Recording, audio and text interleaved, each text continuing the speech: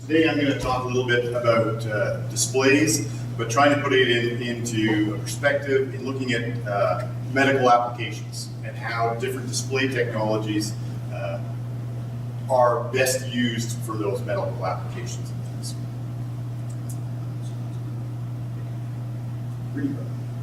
So just starting off, if we just look at medical imaging, the evolution of medical imaging, first x-rays, 1895, pretty basic. This is the guy who invented it, his wife's hand with a ring or something. If you look up until the 1980s, x-rays was still the main, actually, medical imaging technique that was being used. Then in the 1990s, we sort of got MRI, CAT scans became popular. And then more recently today, we have sort of multimodal things that take MRI, CAT scans, ultrasound, all sorts of things. And then with computers technology, it sort of manipulates all that data and builds these 3D images that doctors use to better understand diseases and plan surgeries and things like that. The big problem is that today, the main display technology that everybody uses is a flat panel. It started out, CRTs. It's now an LCD, and you have big ones and little ones, and the definition and resolution is great, but it's flat. And you have these computers that generate these amazing 3D models. But then you basically just take a picture of it. That's all it is. It's a picture, so you lose that information. So you get this degraded experience because you have a pipeline of amazing technology that takes all sorts of images, gets all sorts of data. You have computers that build these amazing models that will help you interpret. And then you have a display that hasn't changed basically in a long time that blocks a bunch of information. So, big thing that came out again, is VR. And you saw that actually VR has been involved in medical imaging stuff for quite a long time. But with the sort of resurgence of VR, you saw a lot more people experimenting and trying to do stuff. So you saw, you'd see somebody using, Google Cardboard to try to visualize the person's brain and say, well, how can I do that? And then you started to see companies that had other different technology, or using displays, bringing in VR so they could visualize. And some of these companies, Immersive Touch, yesterday somebody mentioned surgical theater. So there's several companies that have extended their product offerings to include VR to help with that. And one of these is actually it's a Immersive Touch, which basically, I'm the short person, I have to stand over here too so I can see the damn thing. Basically, you see a person, they have their VR headset. It allows them to take DICOM images, which are basically medical images, bring them into a VR environment. They can manipulate it, move it around, measure, cut away, mark up, things like that. But they're sitting, they're immersed and they have their VR headset on. There's some challenges with fully immersive environments. If you're actually, wanting to see your other displays around on your desk and you have your headset, you can't see that. You're in a different world. If you actually want to collaborate with the person next to you, they're in a different world. You're in your own world and stuff. So immersive environments may not be the ideal environment for, say, studying a brain. It's quite different if you're in a different world in a game, architecture looking about to see the whole building. That immersion is great, but it's questionable whether you actually need it for a medical imaging application. One of the other things with VR is just the resolution of headsets. This slide is actually maybe a little dated because I think things are improving. For sure, the resolution of headsets is improving, but if you look at just in comparison to sort of the standard desktop display, the resolution, there's a huge difference, and there will be for a long time. It's not something that's going to disappear. Maybe eventually, but it's still an issue. But then we have augmented reality. Maybe that's the perfect solution for medical things. And if you look here, Case Western University has this great application with HoloLens that allows people to study anatomy and things. Big issues, or two of the biggest issues related to augmented reality, whether HoloLens or Magic Leap. I always get confused, Magic Leap, Leap Motion, I hate those two words. Is field of view and transparency. And this nice little picture, we have this person seeing, oh, this huge person standing there, and you got actually 4 of them and things. Well, that's actually not what you see today with the HoloLens, right? The field of view is much smaller than that. That's going to change eventually. It's going to take time. The other issue is transparency. That today, virtual objects or with augmented reality can't be sort of solid things. You can't make them block out all the light coming from behind. Again, that will probably change eventually.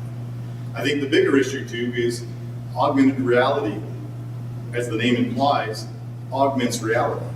And if you're looking at medical imaging, it's what relationship in some cases does that medical image have to do with reality in the room you're in? If you're looking at IKEA for shopping for your new chair, augmented reality is great because I can place my chair next to my sofa and say, oh yeah, that fits and stuff. If I'm studying a brain or a heart, I don't really care about like the wall behind or anything like that. That's sort of irrelevant. So I think augmented reality, from my perspective, the perfect application is when it's actually augmenting something. And here is actually a software application that's just been FDA approved that really shows to me that the value of augmented reality, right? You're showing exactly on this person before surgery where exactly I have to cut. So it matches that virtual information that you have from your medical imaging to that patient, which you can't do in sort of other ways. I guess one of the things I want to talk about was there's a different sort of way of viewing medical imaging, and it's applicable to other things as well. And it's actually just about as old, actually, as VR from the very beginning, and a lot less commonly known. And it's called Window on the World VR, or Fish Tank VR. Neither of them, I think, are great names, but anyways, that's the only sort of thing. And it sort of goes on that the format of the desktop monitor, it actually works pretty well for a lot of cases. The problem with that, if you say, oh, well, we've got 3D screens and stuff, and you had 3D TVs, which have sort of gone away now, but you can still buy 3D monitors for gaming and stuff, and you could use that. But 3D really isn't enough. 3D gives a 3D image if you're in the right spot. As soon as you move, well, the image becomes distorted. And for sure, that's not what you want in a medical application. You don't want sort of, oh yeah, if you're in the perfect spot, then it looks fine, and then I move, oh, it's kind of distorted and stuff. Well, you want the doctor to make sure the doctor understands what they're doing. And what you really need for that is you need sort of to have some sort of head tracking to change the perspective of when you're generating the content so that you're allowed to look around and the object is real. Like if you hold out your hand and you turn your head, you look around the side, right? You don't have the same perspective. It's not as if my hand doesn't change around. And thankfully, there's better methods than this for head tracking. We don't have to actually stick something in a long pole on you all the time. But that's an important part of this sort of window on the world or fish tank display. EchoPixel is a company. It's in California that balloons. I didn't know there were balloons. It's our 5th year. EchoPixel is a company in California that's developed some software using a display actually from HP that has a display that has used polarized glasses. It has little infrared trackers on it, and so it changes the perspective as you look around. You get a 3D view of the object, and the doctors can sit at a desk and sort of normal way and look at their heart. They can do things like measurements, cross sections, and plan out their applications. So, and they've already got FDA approval from surgical planning, virtual colonoscopies, so that's one in interventional radiology. And I got a story just from when I was talking to this company. They I think been there with a hospital and sort of promoting, say, having a surgeon sort of using their software for a couple months, and then they were trying to go in and do a last presentation to the committee, making the decision whether they buy it or not. And so they'd gone through their presentation, and then one of the people on the committee asked the surgeon, say, well, we spend a lot, hundreds of thousands of dollars on our radiology department, our MRI, and they have all sorts of tools and stuff. Why do we need this? What good is that? And basically the surgeon came back and said, well, he talked about a specific case, and he said, we've been looking and studying this case for like a month or 6 weeks using the standard technology. With EchoPixel, they came in with their software, and in half a day, we've been able to plan out our surgery. And part of that reason for that is because surgeons, they live in 3D every day. They want to be able to visualize things and plan it out in 3D as well. We live in a 3D world, right? So by taking that away, you take away information. So with the EchoPixel product, it was able to give back that information, that 3D information. And sometimes you don't necessarily realize what the information you're missing. It's just because our brains have been trained to do that over tens of thousands of years. And I guess I have another thing is, how many people wear glasses here? I know why. How many people like wearing glasses? Like wearing glasses? You like wearing, okay. Anyways, just for how many people have had laser surgery? One, two, three, yeah, okay. Contacts, how many people wear contacts? See? Anyways, I think there's a problem with wearing glasses. I wear them, I've worn them since I was a little kid. But if you look at statistically, or number of laser surgeries, when it peaked in 2008 in the US, with like 1.4 or close to 1.4 million people spending like an average of $2,000 an eye to get rid of the need to wear glasses. I think that there has to be solutions that don't require glasses, that don't require anything to wear on their face. I don't know if some people have seen it, but we have our display outside. It's still a prototype, but this is our dream, is basically to have a display where you don't need any glasses. You get the full feeling of that object, that virtual object that's been created, as if it's completely real, that it moves and acts the way things do in real life. And then we don't have to make sure that surgeons and stuff can see things the best ability they can to have that resolution that allows them to make those decisions and plan their surgical operations.